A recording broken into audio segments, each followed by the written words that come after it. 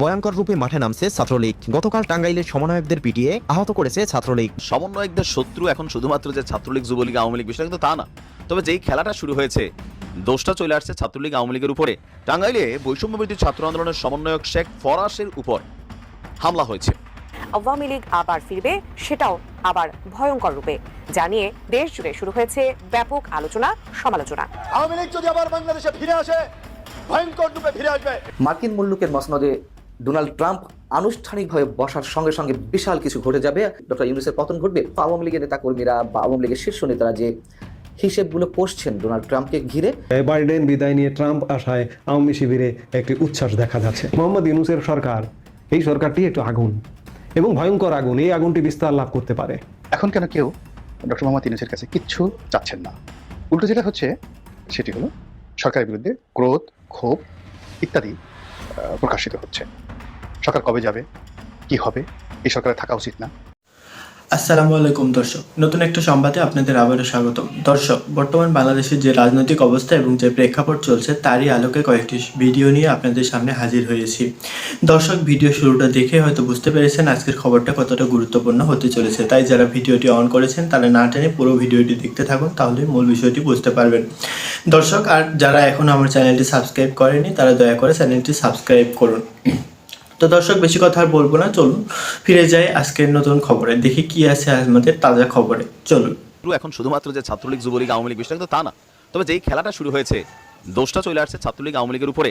তবে আমরা কমেন্টের মধ্যে দেখছি বা ছাত্রলীগ, আওয়ামী লীগের পক্ষ থেকে বলা হচ্ছে যে তাদেরকে দোষী সাব্যস্ত করে যারা প্রকৃত অপরাধী তারা আড়ালে চলে যাওয়ার চেষ্টা করছে। কারণ সমন্বয়কদের এখন শুধুমাত্র আওয়ামী লীগের শত্রু মনে করে না, আরও অনেকেই কিন্তু আসলে শত্রু মনে করছে।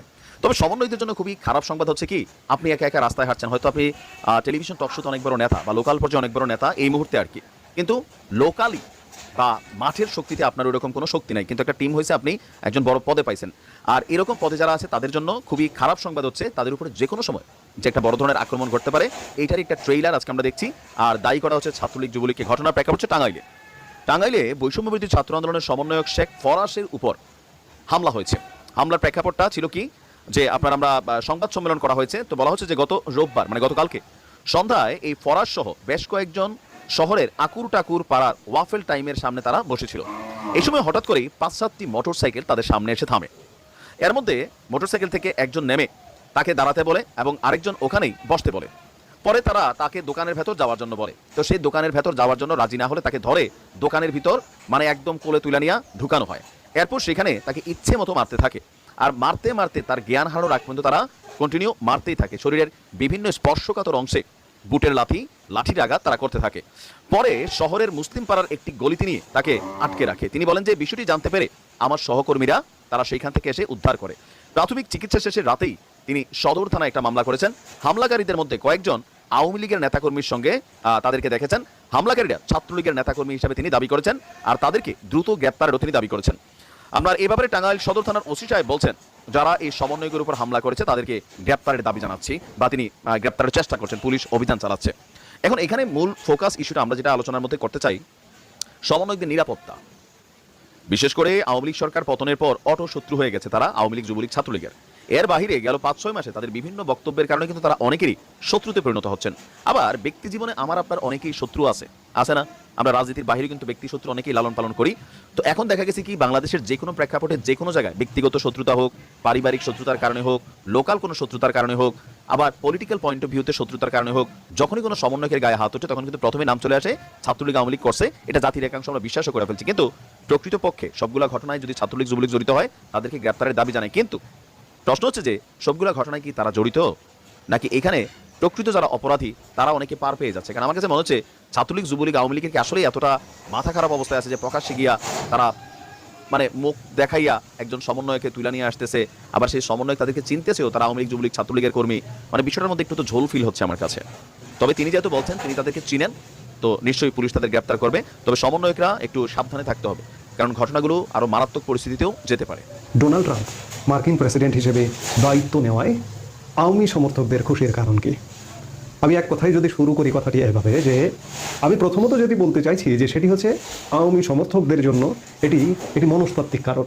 মনস্তাত্ত্বিকভাবে উদ্বুদ্ধ হবার কারণ ঘটেছে ডোনাল্ড ট্রাম্প দায়িত্ব নেবার কারণে। ডোনাল্ড ট্রাম্প দায়িত্ব নেবার কারণে সবচেয়ে বড় উচ্ছ্বাস যেটি সেটি হচ্ছে যে আওয়ামী সমর্থকদের মধ্যে বা আওয়ামী লীগের মধ্যে এমন একটি বদ্ধমূল ধারণা আছে যে জো বাইডেন প্রশাসন, ইউনূস সরকার, বর্তমান যে অন্তর্বর্তীকালীন সরকারটি, এই সরকারটির সমর্থক এবং সমর্থন পুষ্ট ছিলেন, এবং আওয়ামী লীগ সরকারের পতনের নেপথ্য কারণ বাইডেন প্রশাসন। সেই জায়গায় সবচেয়ে বড় উচ্ছ্বাস যে যার কারণে পতন হলো এবং যার কারণে অন্তর্বর্তী সরকার গঠিত হয়েছে, সেই সরকারের পৃষ্ঠপোষকের অন্ততপক্ষে বিদায় ঘটল।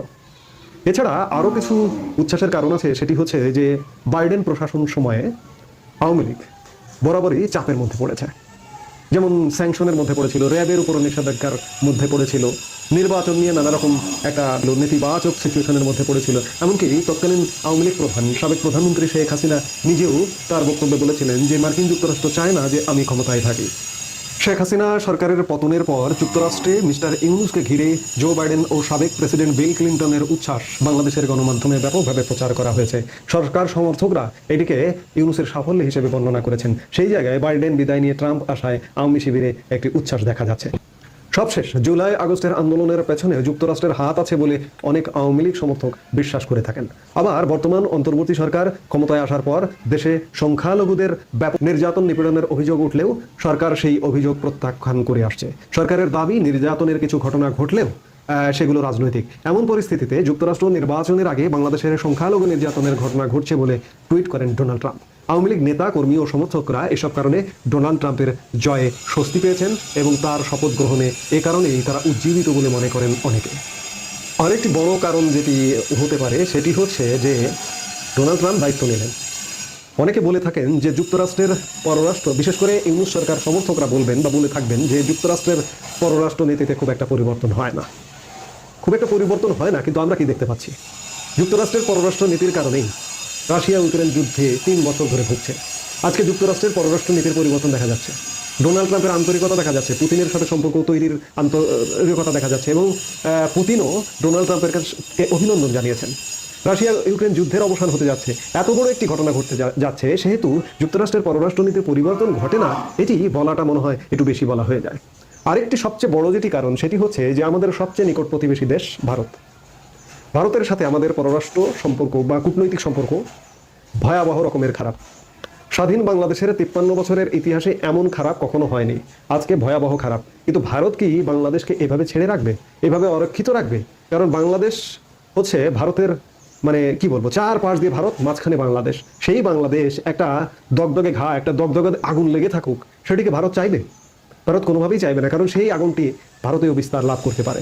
এই জন্য ভারত এই আগুনটি বন্ধ করতে চাইবে। ভারত আগুন বলতে এটি বোঝাতে চায় যে বর্তমান যে দায়িত্বপ্রাপ্ত সরকারটি, মোহাম্মদ ইউনূসের সরকার, এই সরকারটি একটু আগুন এবং ভয়ঙ্কর আগুন, এই আগুনটি বিস্তার লাভ করতে পারে।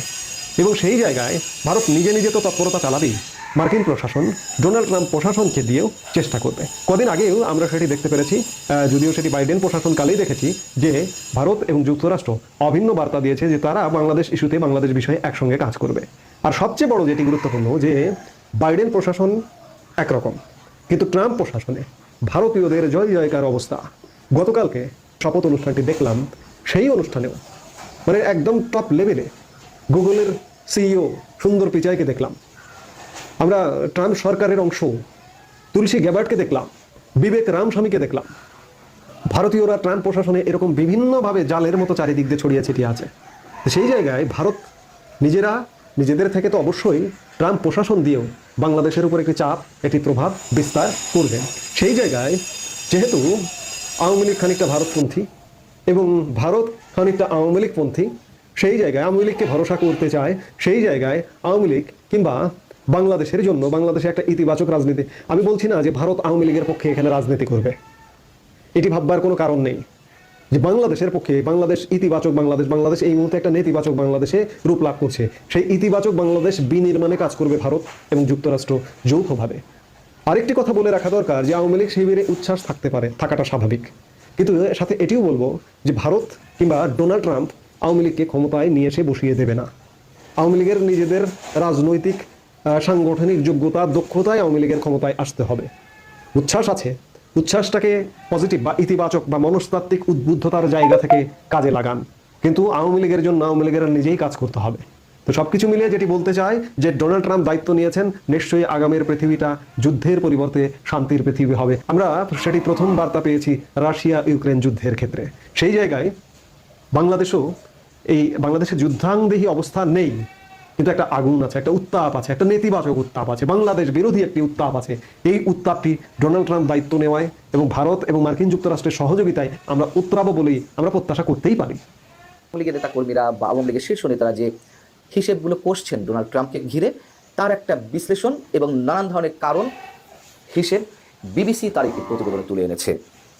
যদিও এইসব কারণ ঘিরে আমরা নিজেরাই এর আগে নানান ধরনের ব্যাখ্যা করছিলাম, যাই হোক বিবিসি নতুন করে কারণগুলো তুলে এনেছে। সেই হিসেব থেকে আসলে কতটুকু মেলানো যেতে পারে ডোনাল্ড ট্রাম্প আওয়ামী লীগের আশীর্বাদ হয়ে এসেছেন, আওয়ামী লীগ আবার দেশে পুনঃপ্রতিষ্ঠা পাবে কিংবা নির্বাচনের মাধ্যমে ক্ষমতায় আসবে কিংবা যেভাবেই হোক পাশার দান উল্টে যাবে বাংলাদেশের ক্ষেত্রে, বিবিসি যেটি বলছে কারণগুলোর মধ্যে প্রথম হচ্ছে আওয়ামী লীগ যে হিসেবগুলো করছে সেই জায়গা থেকে বলছে ডোনাল্ড ট্রাম্প যাদের পছন্দ করেন না তারা বাংলাদেশের সরকার প্রধান, অন্তর্বর্তীকালীন সরকার প্রধান অধ্যাপক মোহাম্মদ ইউনূস সাহেবকে পছন্দ করেন না। কেমন? সেটা হচ্ছে যে doctor Mohammad Yunus Joe Biden প্রশাসনের সমর্থন পেয়েছিলেন, সেটি তিনি ডোনাল্ড ট্রাম্পের কাছ থেকে পাবেন না। এবং মোহাম্মদ ইউনূস যুক্তরাষ্ট্রের সাবেক পররাষ্ট্রমন্ত্রী হিলারি ক্লিনটনের নির্বাচনে ডেমোক্রেট দলের তহবিলে তিনি অর্থ প্রদান করেছিলেন, কিন্তু ডোনাল্ড ট্রাম্প প্রথম নির্বাচনে হিলারি ক্লিনটনকে হারিয়েই তিনি বিজয়ী হয়েছিলেন। আবার 2020 সালের নির্বাচনে মিস্টার ট্রাম্প ডেমোক্রেট দলীয় জো বাইডেনের কাছে হেরেছেন এবং জো বাইডেনও ডক্টর মোহাম্মদ ইউনূসকে সর্বাত্মক সহযোগিতা করে আসছিলেন বা সমর্থক হিসেবে আমরা জানি যে কতটা তিনি হার্ডলাইনে ছিলেন।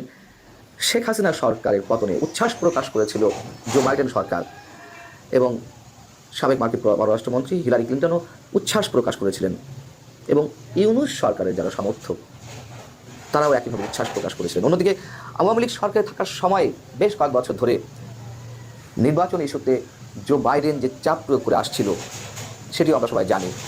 র্যাবের উপরে নিষেধাজ্ঞা দিল যুক্তরাষ্ট্র সরকার, জো বাইডেন সরকার, এবং নির্বাচনকে কেন্দ্র করে তারা ভিসা নীতিও আরোপ করলো হাসিনা সরকারের উপরে।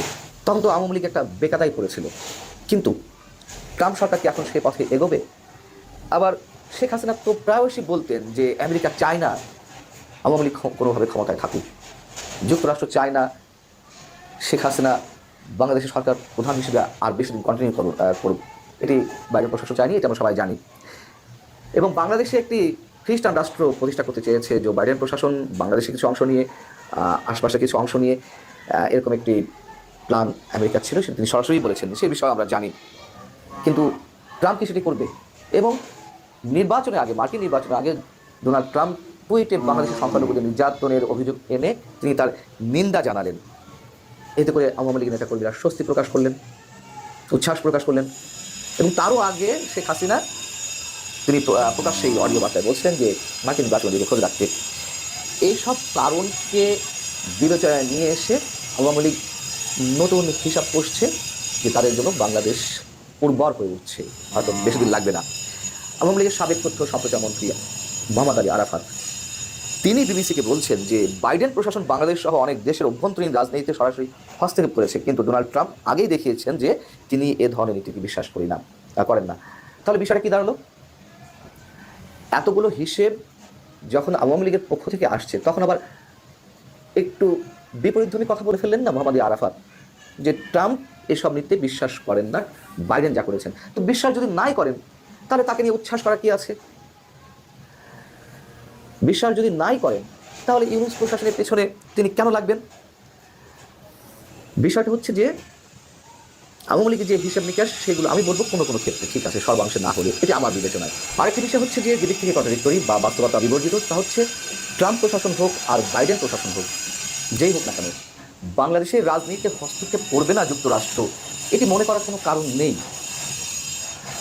জিও স্ট্র্যাটেজিক্যাল পলিসি থেকে বা এই অঞ্চলে যুক্তরাষ্ট্রের যে স্বার্থ রয়েছে সেই জায়গা থেকে অবশ্যই যুক্তরাষ্ট্র সবসময় বাংলাদেশের রাজনীতিতে হোক বা ভূ রাজনৈতিক হিসেবে থেকে হোক তারা হস্তক্ষেপ করবেই। এটিকে উড়িয়ে দিয়ে কোনো ধরনের বিশ্লেষণ করার মানে হচ্ছে আমরা বাস্তবতাকে অস্বীকার করছি। যদিও অনেক বিজ্ঞজনেরা কিংবা কূটনীতিবিদরা তারা বলছেন যে যুক্তরাষ্ট্রের সরকারের যেই আসুক না কোনো পররাষ্ট্রনীতিতে কোনো ধরনের চেঞ্জ আসে না।